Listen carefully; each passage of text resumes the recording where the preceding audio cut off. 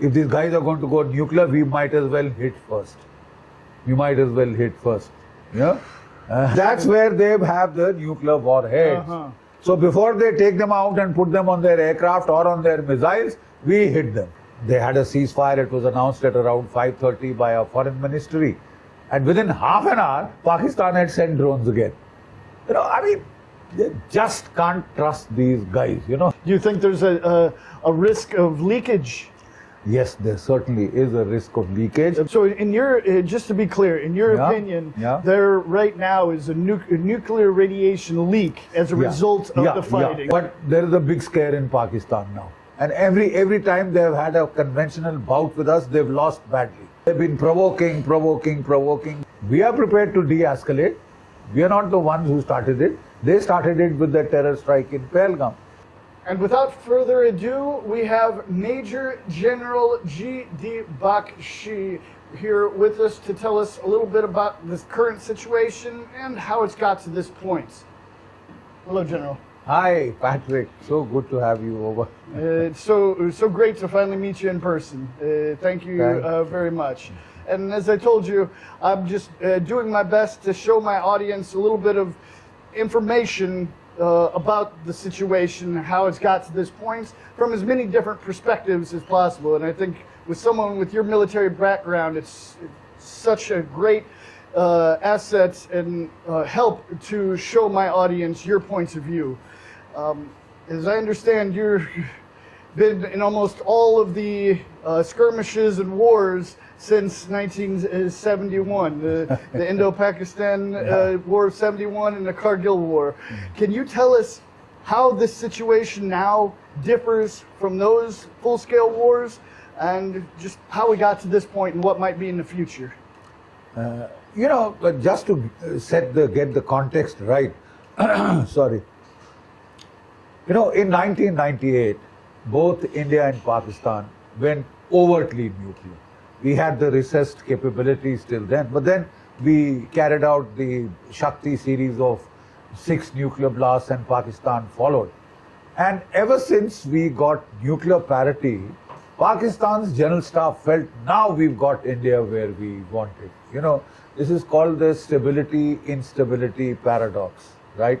Stability at the nuclear level leads to instability at the sub-conventional level, the level of sub-conventional operation.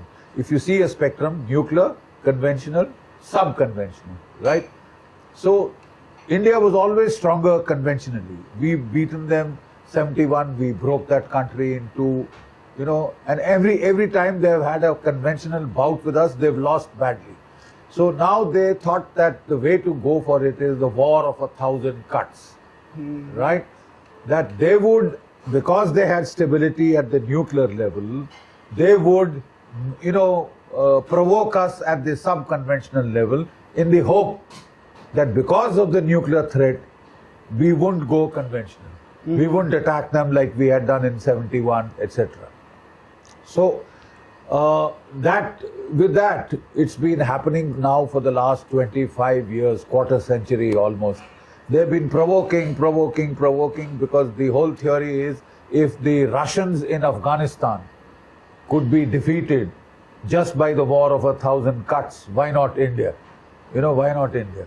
And that has led to this constant needling, constant provocation, and India has been trying to figure out how to deal with this kind of a situation, how to sort of hit, but not hit so hard that he goes nuclear in panic. That has been the entire problem of the Indian establishment. And then in 2016, what we did was, we said enough is enough, and then we reacted militarily across the line of control, right? And we did what is called the surgical strikes across the line of control. Our special forces, Spetsnaz equivalent, or special forces equivalent in your side, Rangers, you would call them. Yeah. So they went across, they hit the launch pads and terrorist camps. Number of them across the line of control, and killed about 40 and came back without a scratch the next morning. The problem was that most of these launch pads were far away from the population center. So, like they say in the vernacular, jungle mein mor nacha, kisi ne na dekha. The peacock danced all alone in the forest and nobody saw him dancing. So nobody saw them getting hit, So the Pakistanis said, no, nothing has happened. They denied it. That was a pretext not to escalate. For some 1 year, 2 years, they were quiet after that surgical strike. Then they started again, the terrorist actions in Jammu and Kashmir. 2019, they used an IED and killed about 40 of our paramilitary forces in the valley, close to Srinagar. And when they killed 40, that was a mass casualty action, and India was again, the public was very het up. People were furious that something has to be done about it, something has to be done. So then, they launched an airstrike with the Mirage 2000s, spice bombs, and they located a terrorist training camp in Balakot. It's a place, again in a forest, and they hit that and they blasted it, killed about 200. But then once again, Pakistan said, no, you killed a few crows and a few birds. You killed nothing, and they denied. So that was our problem. So now when they did it the third time around, in this recent bouts of escalation, they have of course done 26/11 when they killed 166, including some Americans in Mumbai had been killed. And that government had done nothing. That was a Congress government, they did nothing. This time, so they said, now this time we have to hit them harder. And yet the problem, the dilemma is, hit them hard, but not so hard that he, in panic, fires off nukes. So that could be a disaster, not just for us, but for the world as such, right? So this time, we all said, please choose targets, the veteran community said, please choose targets that are visible, that are there for the world to see. So this time, very rightly, they hit about 5 camps in Pakistan-occupied Kashmir and 4 in the Punjab heartland. That is the heart of Pakistan. Not some forested area, not somewhere this thing vague here and there. They hit it in the Punjab heartland, right? And there they hit what is called Markaz-e Subhanallah. Markaz means fort. The Osama bin Laden, by the way, had given $10 million to construct this palatial headquarters of the Jaish-e-Mohammed. Jaish-e-Mohammed is one of the worst organizations they have, terrorist organization. So it is Osama bin Laden who had given money to build this, right? And then there is Markaz-e Taiba, that is in Muridke, near Lahore in Pakistan. And that is the headquarters of the Lashkar-e-Taiba. Jaish-e-Mohammed, Lashkar-e-Taiba, and near Sialkot is the headquarters of the Hizbul Mujahideen. These are the 3 top terror organizations in Pakistan operating against India. All 3 headquarters blasted to bits, reduced to rubble, and for the world to see. So we told them, okay, go and count the crows now. Count the crows, So that hit Pakistan pretty hard, and we were sure they would react. We were sure they would react. In 2019, they had used their F-16s, American supplied F-16s. They had the Arams, and there was a air-to-air engagement. Then one of our fighter pilots got shot down. He shot down an F-16, and then there was a big fracas about getting him back, our pilot back. So this time, he reacted a day, we had gone in on the 7th. The 8th, he launched a massive series of drone attacks. He did horizontal escalation and, vertical escalation and horizontal escalation by using military drones to hit about 15 targets starting from Kashmir in the north to Kutch, that is in the west, extreme west, Gujarat. He attacked us with about 400 Turkish drones. Bayraktar series and the Jifa and the rest of it. But the good thing is, we've constructed something like the Israeli Iron Dome, and that is indigenous. It's our own people who have sort of come out with it. And with that, we have the Russian S-400 Triumphs, which can look up to 600, shoot up to 400. Then we have the Israeli Baraks, 70 to 100 kilometers. Then we have our own indigenous Akash surface-to-air missiles, right? Quite the mix. 30 to 40. It's a layered package in layers. And then at the at the very short range we have the V-Shorards, very short range Igla, the Russian shoulder-fired missile. Then we have the legacy L-70 guns, Bofors guns of World War II. Vintage, but which have been upgraded and made radar controlled, and this thing. The best part was we put up a constellation of about 12 satellites which cover the India-Pakistan border very well. And and this is like the GPS or the GLONASS of the Russians. But since it is in a much smaller area, it's far more accurate. And only we have the frequencies. GPS, anybody, the whole world uses the GPS, the world uses the GLONASS, the Chinese have Bidiao, but this is purely Indian. And this gives us 1 meter CEP, circular error of probability, 1 meter. Wow. And in fact, it can go down to half a meter and 30 centimeters also. So that is the level of accuracy for offensive and defensive applications, right? This was a game changer. They sent those 400, drones at us. About 90% got shot down. Now you've been operating in Ukraine. The Ukrainians with the Patriots, THAADs, and the rest of it, they get about 70 to 80% interception rate. The Russians with their, the S-400s, Triumphs, they get about, I would say, 85% interception rates. The Israelis, the good part is just 28,000 square kilometers, right? So they can defend every inch with that iron dome, and they also have overlapping, green pine radars and the green arrows and stuff like that. So they get almost, with the Iranians, they got 97% kill rate. So we've done pretty okay. We've done very good. We had 90% kill rate this time. And overall, we've shot down about 600 Pakistani drones of Turkish origin, Chinese origin, wing loom, and the rest of it. We've shot down 600 of them. That was a very major thing. The next day, they came with loitering drones. First, they came with, to probe. They came with surveillance drones to pick up our frequencies, locate our targets, etc. So they took a beating. Next day they came with loitering drones, kamikaze drones as they are called, and they tried to hit a few targets. They could hardly hit, they just hit one village in Firozpur, caused some casualties there, etc., etc. Then they came the third and the final day, that is the 10th of May. They came with their aircraft firing cruise missiles. They came with their tactical ballistic missiles called Fateh-2. Missile with about 400 kilometer range.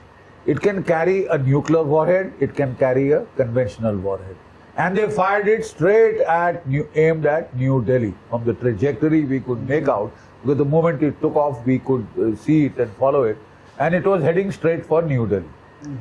Now, normally, even when the Iranians fired their ballistic missiles, so they told the United States, tell them, we are not using there's no nuclear this thing there, we don't have. So it is a conventional warhead. In our case, how do we know whether it is a conventional warhead or it's a nuclear warhead? When a missile is coming at you, you can't take chances. You will find out only when it goes boom over New Delhi, the national capital. So quite obviously, once again, our air defense and we've integrated that air defense, automatized it with artificial intelligence, and because of that, it functions very well. It shot down the tactical ballistic missile. Now that is quite a feat. Shooting a intercontinental ballistic missile is easier. Why? Long trajectory, relatively longer time of flight. Intermediate range ballistic missile, fairly long time of flight, etc. A tactical ballistic missile, very short trajectory, very short time of flight. Yet it was shot down near a place called Sirsa. We shot that missile down, but in the meantime there was a bit of panic, right? And when there was Before or after the border? on our side of the border, on our side of the border, we've got one. Of course, we've got the S-400s to shoot it down, and then we also have the Prithvi missile series for point air defense. You know, for against ballistic missiles, specifically designed to shoot down ballistic missiles, nuclear-tipped missiles, and all that. And we are very happy that it worked beautifully. We shot that missile down, but in the meantime, there was a bit of panic. They said, we can't afford it. If these guys are going to go nuclear, we might as well hit first. We might as well hit first. Yeah? Because the world has passed through very dangerous times. So what we did was, there are the Chagai Hills and there are the what is called Kirana Hills in Pakistan, right? In the Kirana Hills, they've got a number of tunnels where they store their nuclear warheads, right? And most of their nuclear warheads are, you know, 10 kilotons and less, right? So they store them. We did a very smart thing. We fired the Spice, you know, the French cruise missile, which can penetrate deep, and the BrahMos, that's our own missile produced with Russian help, 400 kilometers range, massive, carries about 200 to 300 kilogram warhead, you know, and we hit the entrance and the exit of those tunnels. You know, were the nuclear? No. Conventional. No, but that's the location. That's where they have the nuclear warheads. So before they take them out and put them on their aircraft or on their missiles, we hit them. You know. So now and we hit they're sealed. They're sealed now they inside. are sealed. Now for another 1,000 years you can't get in, because you know when you hit that, you know there is you know how a nuclear warhead is. There are two bits of uranium surrounded by a ring of explosives, right? So that when that implodes, you know, those two come together, and there is that critical mass, and boom, you know, it goes like that. So when you hit it from outside, two bullets hitting each other. Two bullets hitting each other, you know. So when you hit it from outside, you know, what happens is that you have a radiological cook-off, because that's uranium inside, and uranium is pretty toxic, you know, so that explodes. You know, we were surprised and the world was surprised. Because of that, there were massive seismic activity there. You know, measuring 5.7 on the Richter scale and 4.2 on the Richter scale. Two series of explosions took place because of the cook-off. Of the cook-off. It was not a nuclear explosion, but it was a cook-off. Like a dirty bomb. Like a dirty bomb. And you see how beautiful it works. If it is dirty and you hit the exit and you hit the entry, that's it. Nobody can go in. Nobody can get those bombs out. Right? This is what spooked Pakistan. They were terrified that if we use our nukes, we are gone. That is the time when they went crying to Donald Trump, save us, save us, save us, mere Akka, you know, as we say in the vernacular. And then Donald Trump, you know, he was quite happy because he's been trying to, you know, mediate between Russia, Ukraine, Israel, Hamas, and the rest of it, you know. Now he's like, oh, I got something. I did something. I needed a low-hanging fruit because I know Modi so well, so this will work. So he said, all right, let's do it, you know. So Marco Rubio, he rang up our foreign minister. So our foreign minister said, look, when we did the strike on the terrorist camps, we told them, we are giving you an off-ramp. We are prepared to stop here, providing you behave. But they escalated. So don't tell us, tell them. We are prepared to de-escalate. We are not the ones who started it. They started it with the terror strike in Pahalgam. You know, so he said, then Marco Rubio spoke to General Asim Munir. Because he knows he's the real strongman in Pakistan. The politicians are just a facade. I mean, they are puppets that he controls. So he spoke directly to the guy.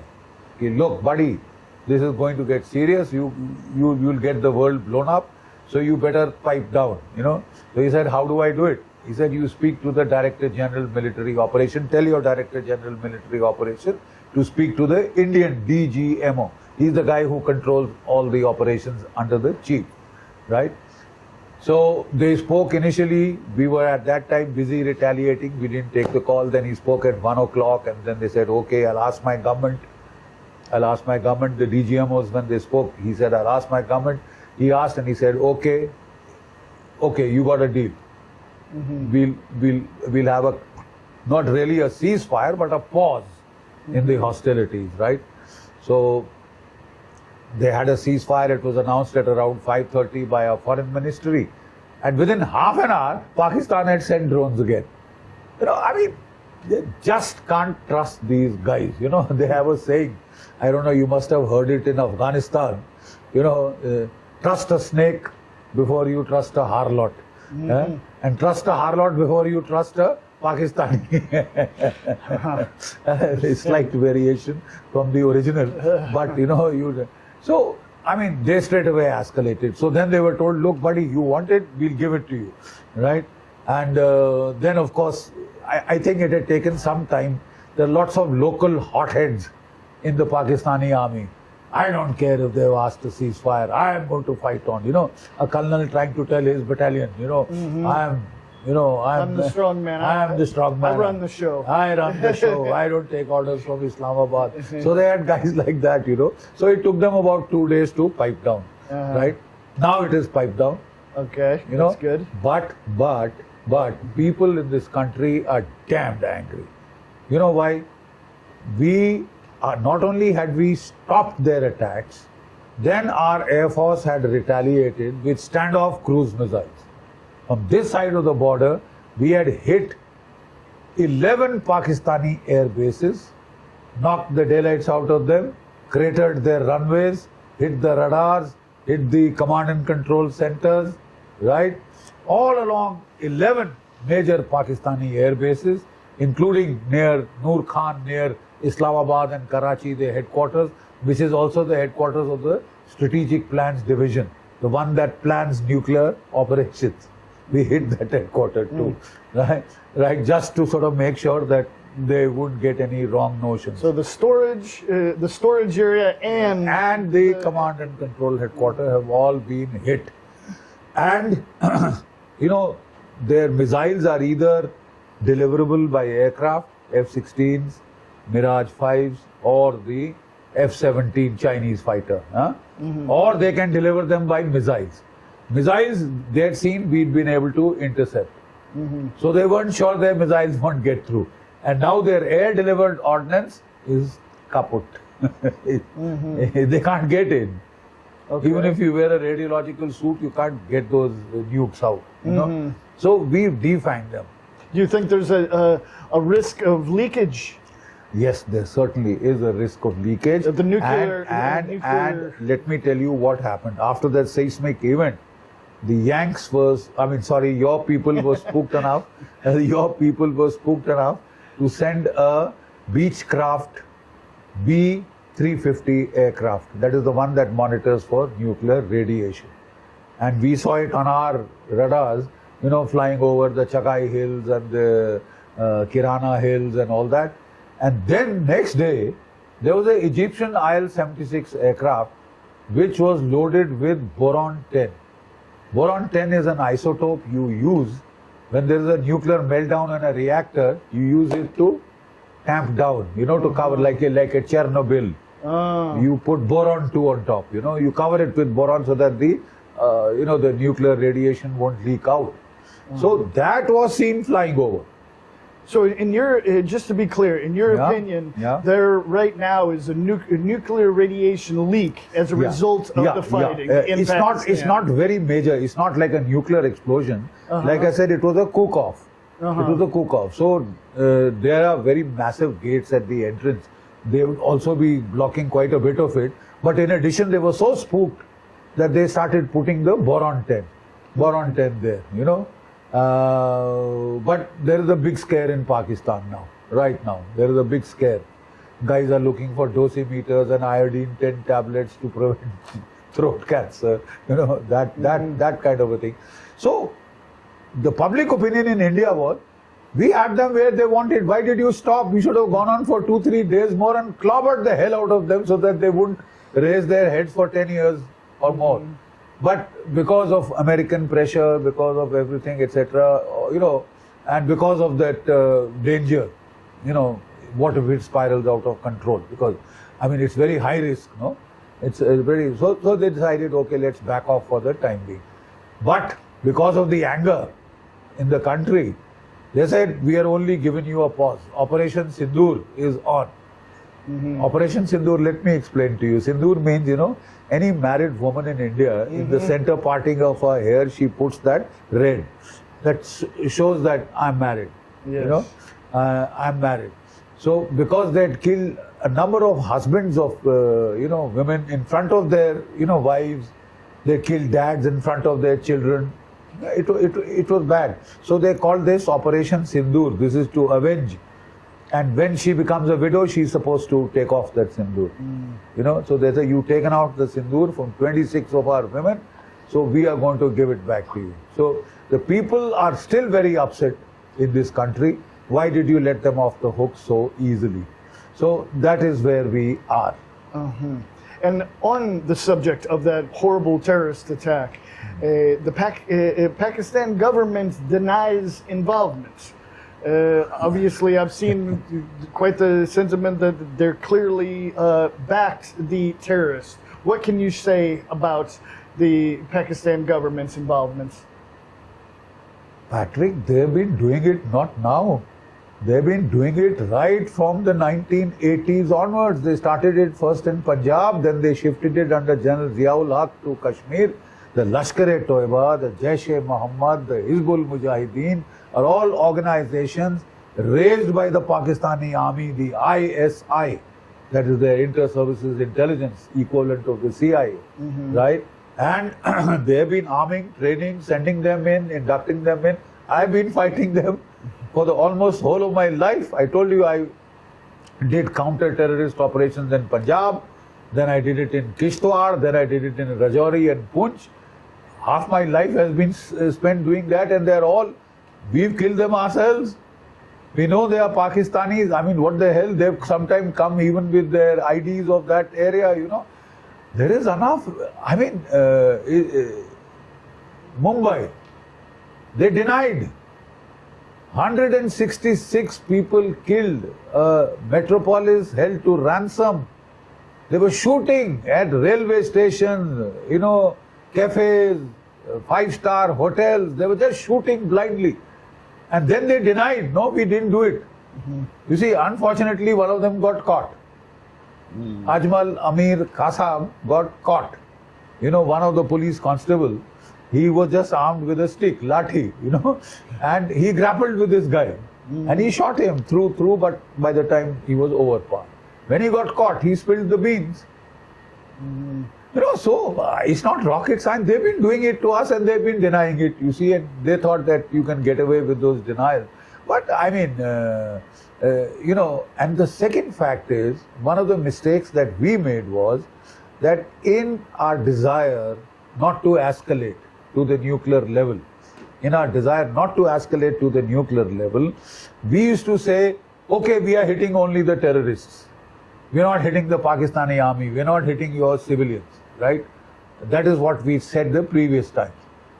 This time also we said the same thing, but the simple fact is, when the globally designated terrorists among them, designated by the United States as global terrorists, because some of those guys were involved with Osama bin Laden, right? So those globally designated terrorists, etc., they were given a state funeral. Lieutenant General from the Pakistan Army came to salute, draped them in the Pakistani flag, right? Put a wreath there on behalf of General Asim Munir, the Army Chief of Pakistan, the Chief Minister of the Punjab province, Maryam Nawaz, daughter of Shahbaz, niece of Shahbaz Sharif, she came to lay a wreath. So then what is the distinction between the terrorists and the state? There is a state which sponsors terrorism. The International Monetary Fund very thoughtfully gave them $2 billion loan while the fighting was on, And we kept saying, look, it won't reach the starving people of Pakistan. Those poor guys can't get 2 square meals a day. I mean, their economy is broke, right? And sure enough, you know what is the first grant that this government, Pakistani government gives, is to the Jaish-e-Mohammed to rebuild that Markaz-e-Subhanallah, for which Osama bin Laden had given $10 million to construct that terror university where they are trained, indoctrinated. The first tranche of money they've given is to rebuild that terrorist headquarters. So now there is no distinction between the state and the terrorists. Pakistan is a terrorist state. I mean, we are dead clear. They can fib, they can put on an act that we ain't done it, we not done it, etc., etc. I mean, it's as clear as hell who's done it, and we are not buying that nonsense anymore. You know, we are going to hit and hit hard, because you can't, you know, war of 1,000 cuts. We can't take that forever and ever and ever and not react. And the good news now is that a number of your military experts, there is a gentleman called Tom Cooper, Austrian. He said the Indians have bashed the Pakistani because they've been, with their Iron Dome kind of a defense, they've been able to block all their attacks and hit all their airfields. But Pakistan seems to think they won. They always do that. I took part in the 1971 war, when this country was broken into two. You know, Bangladesh and Pakistan became separate, and 93,000 prisoners of war had surrendered. While the surrender was going on, the biggest in history. After the Second World War. Oh yes, It's the biggest mass surrender. And especially South Asia, Asia side, this is the biggest mass surrender ever. While the surrender was going on, General Yahya Khan, who was the military dictator in Islamabad, he was very fond of his whiskey. You know, and he was drunk on radio, national radio, talking, I'm going to launch a major counter-attack, and they claim it as a victory till such time the prisoners of war came back with their stories of, what happened to them. Understand. They lie through their teeth. And one of the reasons which is very irritating to the people of India is that these guys are claiming it is a victory. So this is said, you should have hit them for 2-3 days more to sort of make it very clear to them who's won, who's lost. It will come out by slow degrees in Pakistan, and it will sink in as to what has happened, because the damage has been too public. They had a Air Vice Marshal Aurangzeb who gave a hell of a slick briefing, you know, and somehow somebody in our side decided to have a bureaucrat, civilian bureaucrat, do the briefing.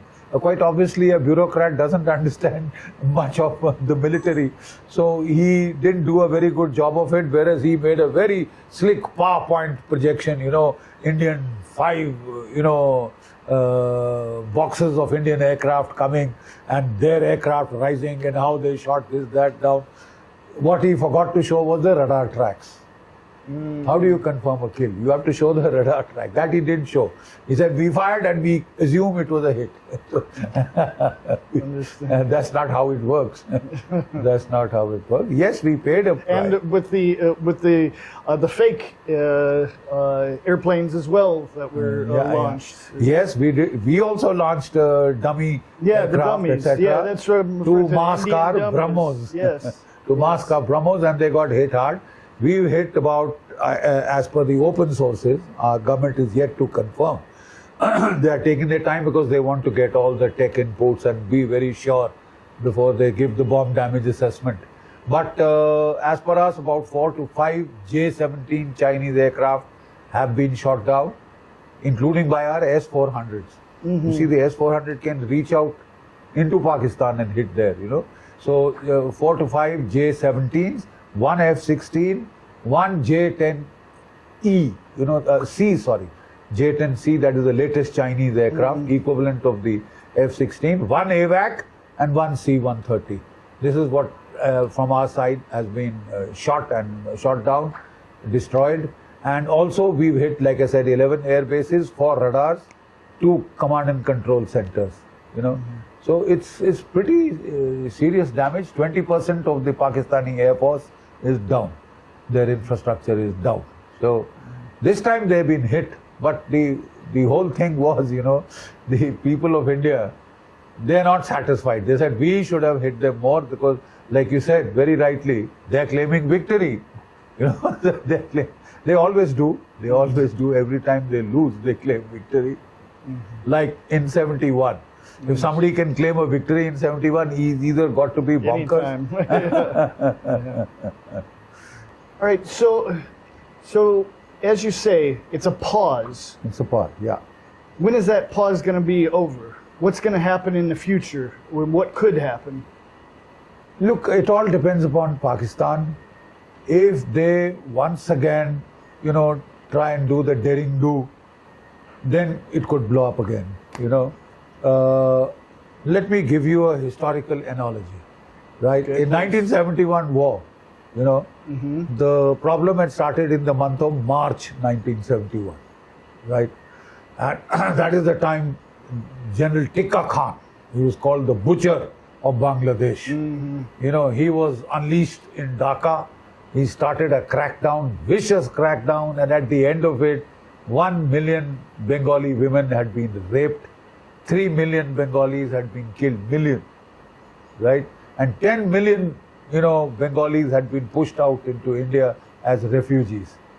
So that time our Prime Minister was Madame Indira Gandhi. You know, she was a tough lady, no doubt. You know, in the Margaret Thatcher tradition, Iron Lady, etc. So she called our then Army Chief. He was Field Marshal SHFJ, Sam Manekshaw, you know, very famous personality in India, right? And she called Sam and she told him, Sam, move into Bangladesh. I can't take it anymore. These refugees are going to collapse our bloody economy. So we have to go in. We have to create conditions to send them back. He said, Madam, that means war. She said, I don't care. Because I can't just take it, you know. So he says, Madam, you order me, I'll go in now. That was the month of end March. He says, but I can't guarantee you 100% victory. So what? I mean, the army chief telling his boss that I can't guarantee you 100%. He said, why? So Patience. So he told her, he said, look, the monsoon in Bangladesh starts in the month of April, right? And once the monsoon starts, the whole bloody place becomes a quagmire. My tanks will bog down, my trucks will bog down, my guns won't move. Number one. Number two, the cloud cover, my Air Force won't be able to give me air support. You still want me to go in? I'll go in, you know.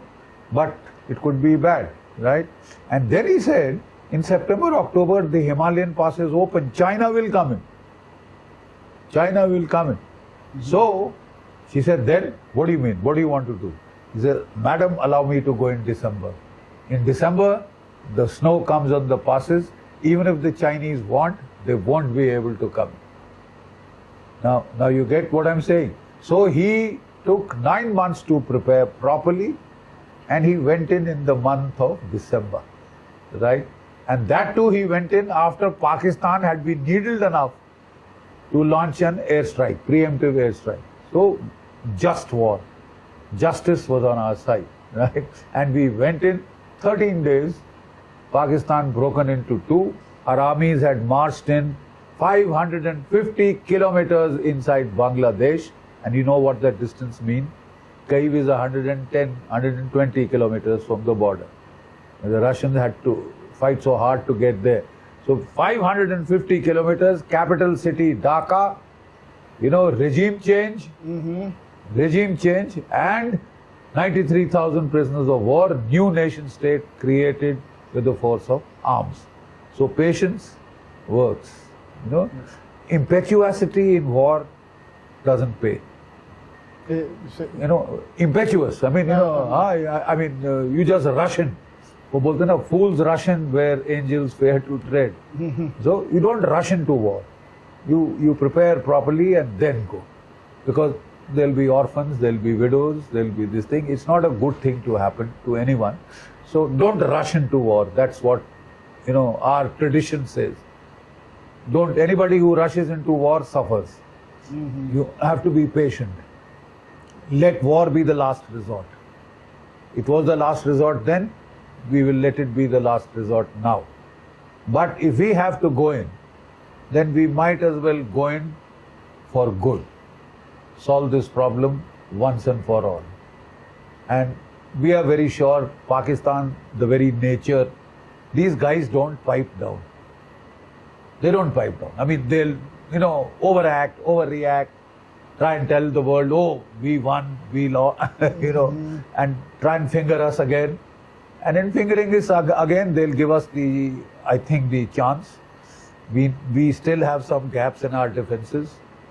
We need two more squadrons of S-400s. The Russians are yet to supply that because of the war. They had to, delay those. There are lots of other equipment that we need to plug some gaps. So it may be better to go in with full preparation and then do it to them so well that Baluchistan comes apart. Look, if you will try and take Kashmir, then I think we are fully justified if we help the people of Baluchistan to free themselves. It can be done. It's not very difficult. We have a navy that is 3 times the navy of Pakistan. If we blockade Karachi, what happens to the Pakistani economy? How do you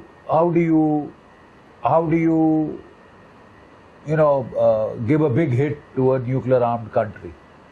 Take them away? No. 1990, what happened to the Soviet Union? Economic collapse. The price of oil was put in free fall. The United States, with the help of Saudi Arabia, put the price of oil in free fall from 1996 onwards. 1986 onwards. 86 to 1990, 4 years. The price of oil fell from $30 a barrel to $10 a barrel, collapsed the Soviet economy. The Soviet Union splintered into 15 states. Pakistan is a nuclear armed state. The way to go for their juggler is to go for their economy. Go for their economy. And if you knock that out, that state is already, there's a civil war going on in Pakistan. The Baluch people are in revolt. The Sindhis are in revolt. The Pashtuns are in revolt. The Shias of Gilgit-Baltistan, they are in revolt. It could easily splinter up if the economy cracks. Even if they fight a limited war with us, their economy could go down the tube. And $1 or $2 billion from the IMF won't help. That's the way I see it. What the government does is their lookout, but this is the way I see it unfolding. A repeat of 1971. So if we look at this from a territorial standpoint, obviously the center of gravity, the conflict and tensions right now is Jammu Kashmir states. Now, by the Indian map, there are 2 parts. One part that is controlled by Pakistan, and one part that's controlled by India. China. In fact, and then the major parts controlled by India. What about the people that are living there? What do the people want, in your opinion? Patrick, by the way, I am born in Jammu. I am a resident of that state. My father served the Maharaja of Jammu and Kashmir. He was the chief education officer of the state forces, the forces of that state, before they were merged with India. Then it merged with India, and that regiment is now called Jammu and Kashmir Rifles Regiment, my regiment. Yeah, the Jammu 6. Jammu and Kashmir Rifles. Rifles. Rifle 6, if I'm not... I commanded the 6th battalion. I commanded the 6th. Yes. Wow. You've done your homework. So I commanded the 6th battalion, and, I know that area well. I mean, I belong to that area. I know the people well, Those people are now fed up of this non-stop fighting there, And then we simply merged that state with us. We said no ifs and buts. right? You want Kashmir, boy, come and get it. You got the gumption, come and get it. You can't. Militarily, you can't do it. And the terrorism angle, the people are sick and tired, right? And now they've been given a lot of economic progress. The tourism is their main bread and butter. And now when the Pahalgam thing happened, they were angry. For the first time, we had a hartal in the whole state against the terrorists. Otherwise, what they were trying to use the religion card. Pakistan se rishta kya? La ilaha illallah. We are Muslims, they are Muslims, so we are together. But there are about 40 million Muslims in this country, man. They are pretty happy. They are living. My first company commander was a Muslim. Mm-hmm. I've met several here in New Delhi. I really didn't understand the significance and the difference in religions here and how, in my experience, what I've seen, Muslims are happy here. They're quite happy. Yes. They are well educated. They are some of the most educated lot in the Muslim world. Look, see, Patrick, look, where did Islam originate? It originated in Saudi Arabia. Saudi Arabia is liberalizing. They are great friends of the United States now, right? And their women can drive cars. Their women can go to school, go to college. Their women don't have to wear that tent. They just wear that little shawl around their faces like the Iranians do, right? They are liberalizing. I had just been to Abu Dhabi, that is in the United Arab Emirates. The Sheikh there is so liberal. He has permitted the construction of a Hindu temple in Abu Dhabi. I just visited that temple 2 months back. So, in the land of its birth, Islam is liberalizing, modernizing. It has to. You can't keep staying in a time warp in the 7th century AD, man. But in South Asia, Pakistan is the fountainhead of a jihad ideology, jihad, fasad, blood, gore, killing, Ghazwa-e Hind. Ghazwa-e Hind, they say that we will fight the final battle for the breakup of India, destruction of India. I mean, this is what they are up to. So we might as well repay the compliment, man. Islam, the Indians are the most educated Muslims in the world. Right? So, if you just become normal, man, I don't have to kill you because you are a Christian, for God's sake. I mean, it is idiotic. And this kind of a mindset in the 21st century is crazy. Yeah. It's crazy. It's crazy. So, you might as well simmer down. And you see, Saudi Arabia is focusing on its economy. They're giving a good life to their citizens. Pakistan, they are close to collapse because of the economic military competition with a country 5 times your size, 10 times your GDP. They are going down the tube as it is. So, Pakistan helped to create a coup in Bangladesh so that they wanted to surround India from all sides and have jihad spreading from all sides. I think it's not just Pahalgam. It is not just terrorism. These people have been trying to make a bloody nuisance of themselves for our country. They won't live in peace. They won't let you live in peace. They say, na chain se jiyenge, na chain se jeene denge. We won't live in peace. We won't let you live in peace. We'll create chaos. So, this version of Islam has to now change. This crazy version, going back to a time warp in the 7th century AD, mostly coming from Islamabad. That has to change. If it won't change, then there'll be collisions. And they are the guys who'll get the worst of it because China won't be able to save them, nor anybody else. we will do it to them then. One question that my viewers have to say, a lot of what you just said does in all explain, but in a direct way, what needs to happen to make full peace between India and Pakistan? In the way my viewers put it, why can't we all just get along? What needs to happen for complete peace in the future? Change your mindset. They have to change their mindset. That means, you see, General Asim Munir, right? He's a hardcore general. About a month plus back, he gave a speech.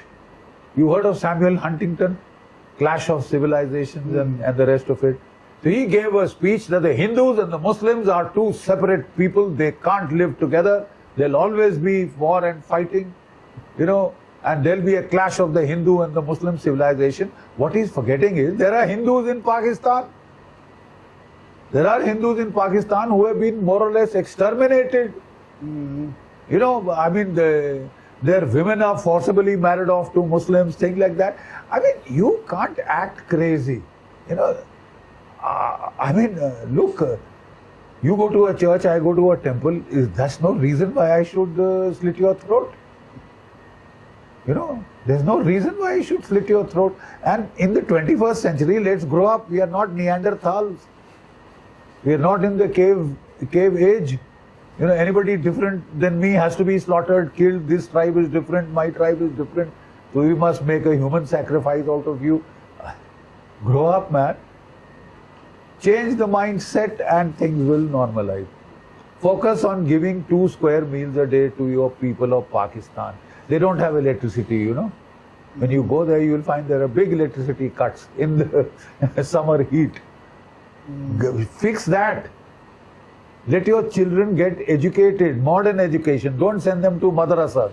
You see, the problem is, people there are so poor and the families are huge. 12 children, 13 children. Now, you can't take care of them, so you send them to the madrasas. Right? And Send them to where? Madrasa is the Muslim religious school. Okay. Madrasa it's called. So you send them to the madrasa. So to get 2 square meals a day, then the madrasa feeds them. But the madrasa also, makes them recite the Quran doing this. It is a form of self-hypnosis. All these suicide bombers, they're hypno-controlled. Did you know that? No. Hypnosis. You go to heaven, there'll be 72 virgins waiting for you. What the hell will you do in 72? I don't know. But, those guys are so sold on that narrative. This life is so bad that he is willing to buy that key. I blow myself up, for Allah, and I go up there and I have 72 virgins. What a ball I'll have, For God's sake, give us a break, It is this mindset that must change. And I think some of the madrasas need to close down.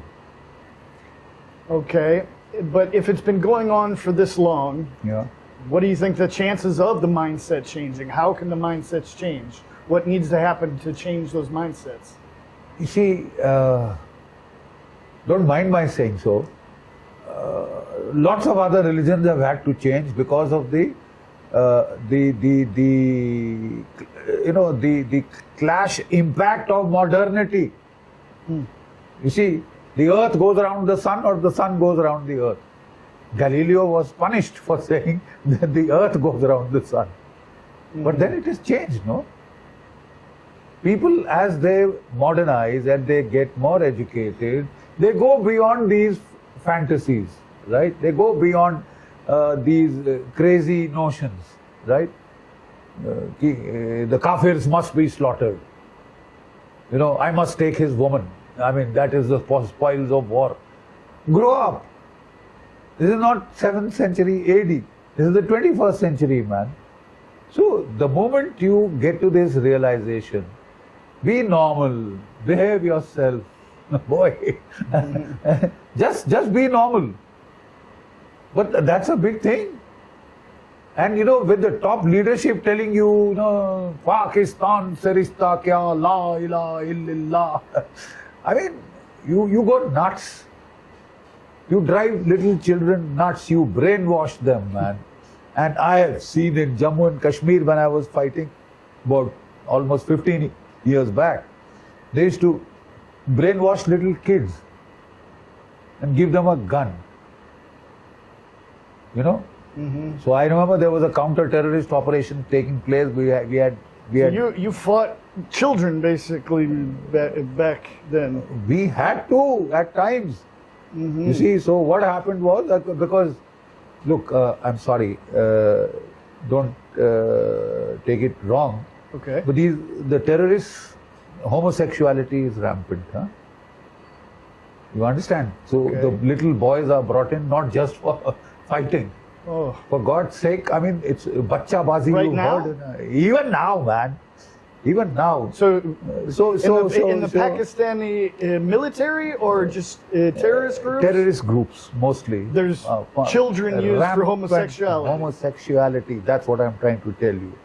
In Afghanistan, bacha bazi is a done thing. American soldiers who were there were horrified, to hear children screaming there and all that. So they've been, I remember one of the counter-terrorist operations was going on. The whole night we were out there and there's a big group and there was, fighting going on, So suddenly one of my boys, Jats, the people of this area are Jat, they're big, huge, burly fellows, So one of my boys, he brought a small little kid. He said, "Sir, what do I do with this fellow? He was holding this bloody pistol. What do I do with it?" And the poor boy was shivering. I said, "Make him sit down here, give him a hot cup of tea and get him a blanket, man. Nobody. Tell them I don't want a hair trust. If there's any of the kids, get them alive and send them home. Get them alive and send them. But it is horrible, man. Child warriors. If you can do that, you are the worst dregs of humanity. And they are doing that. Even still today. They even still today. Even still today. When you are loafing around in the jungle, what the hell else do you do? It's that kind of a thing. Hiding in bloody underground caves or this or that. This is what they do. This is what they do. This is how they treat the children of them. They've destroyed, you destroyed humanity. You destroyed his childhood. You sort of given him that, cocktail soup of lie, lie, lilla and all that. It's bad. It's bad. It needs to change. It must and it will. It will. And when it will, there will be relative peace around you. But let me tell you, they are spreading in Europe.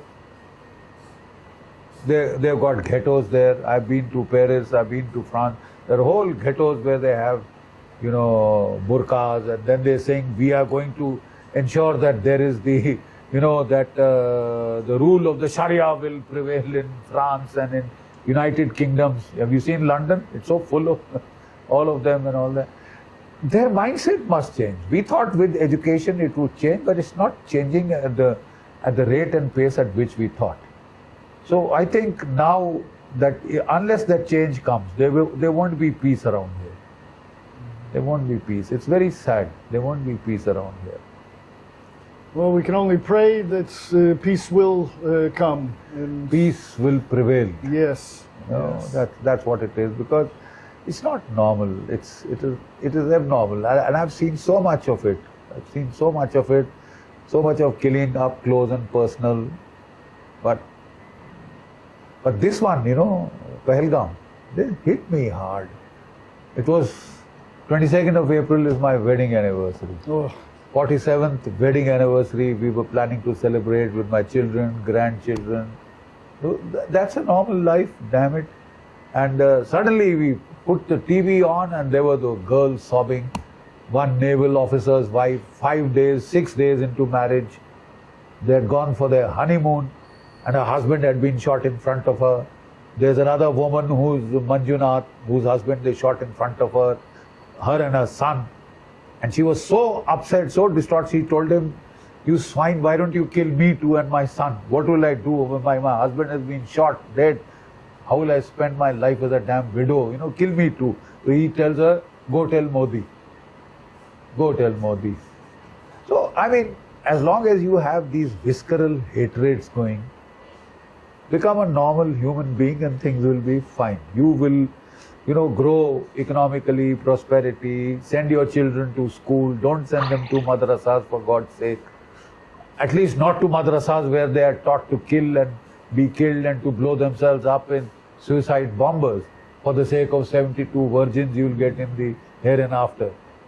You won't. Because this is not human. This is not human, and it's bad. It's bad. I've seen so much of it myself.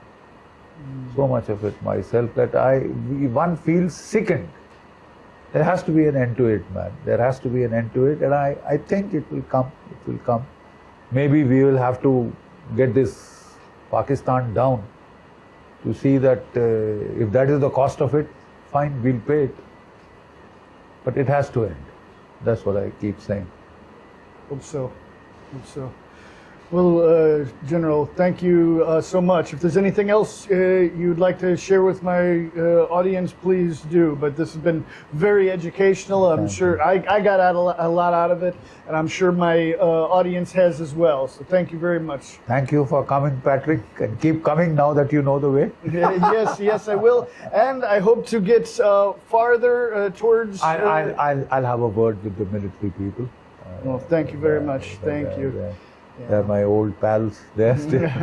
So thank you, they sir. should get you up there. And it's a beautiful place.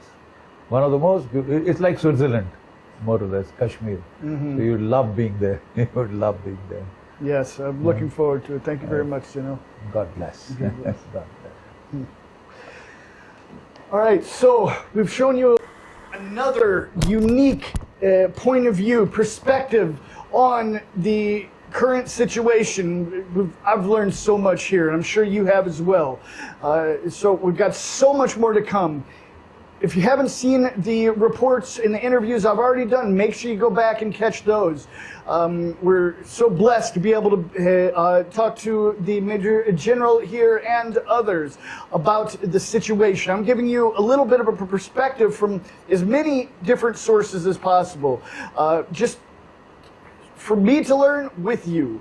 And as I always say, I don't have all the information. Don't just watch my reports, but I show you what I can from my little piece of the pie. I'm not always right, I'm not always wrong, but I give you something that you're not going to get in other places if you watch my information fully. So I'm glad you're here with us. Stick with us. We've got so much more to come. As I said, we're going to be trying to get closer to the front line, if not on the front line. Hopefully we will. But we're learning here with you. Please like, share, and subscribe. And remember, I'm a totally independent crowd-funded journalist. I'm only funded with the support of viewers like you. So you can click the link on the screen or in the description and donate to support my work. I don't get paid by anyone else, not from YouTube or anyone else, only from you, because I'm only going to report to you. No one tells me what to put in my reports. I put in what I see with my own eyes and the people I talk to. So thanks for being here with us. We've got a lot more to come. We're out.